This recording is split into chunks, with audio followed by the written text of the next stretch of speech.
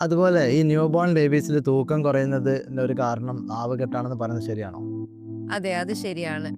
Newborn ബേബീസിന് തൂക്കം കുറയുക, അല്ലെങ്കിൽ അമിതമായ വയറുവേദന, വയറുവാദം അനുഭവപ്പെടുക.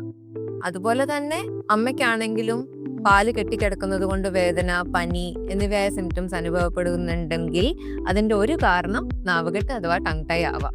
അപ്പൊ അങ്ങനെ നമ്മൾ നോട്ടീസ് ചെയ്യുന്നുണ്ടെങ്കിൽ നമ്മളൊരു ലാക്ടേഷൻ കൺസൾട്ടന്റിനെ അല്ലെങ്കിൽ പീഡിയാട്രിക് സർജൻ അല്ലെങ്കിൽ പീഡിയോഡോണ്ടിസ്റ്റിനെ സമീപിക്കേണ്ടതാണ്. അപ്പൊ ഇത് കുട്ടികളിലും മുതിർന്നവരും നമ്മൾ എങ്ങനെ ഐഡന്റിഫൈ ചെയ്യാം? കുട്ടികളിൽ ഐഡന്റിഫൈ ചെയ്യാൻ വളരെ എളുപ്പമാണ്. എസ്പെഷ്യലി ഈ സ്കൂളിൽ പോകുന്ന പ്രായമാവുമ്പോൾ അവർക്ക് മലയാളത്തിൽ പല അക്ഷരങ്ങളും കിട്ടാതിരിക്കും. ട, ഇണ്ട, ദ. അപ്പം ടീച്ചേഴ്സിനാണെങ്കിലും പേരൻസിനാണെങ്കിലും ഇത് പെട്ടെന്ന് തിരിച്ചറിയാം. സ്പീച്ചിന്റെ പ്രശ്നം മാത്രമല്ല, ഇനി കുട്ടി ഉറങ്ങുമ്പോഴാണെങ്കിലും വാ തുറന്നാണ് ഉറങ്ങുന്നതെങ്കിൽ അതിനും ഒരു കാരണം ടങ് ടൈ ആവാം.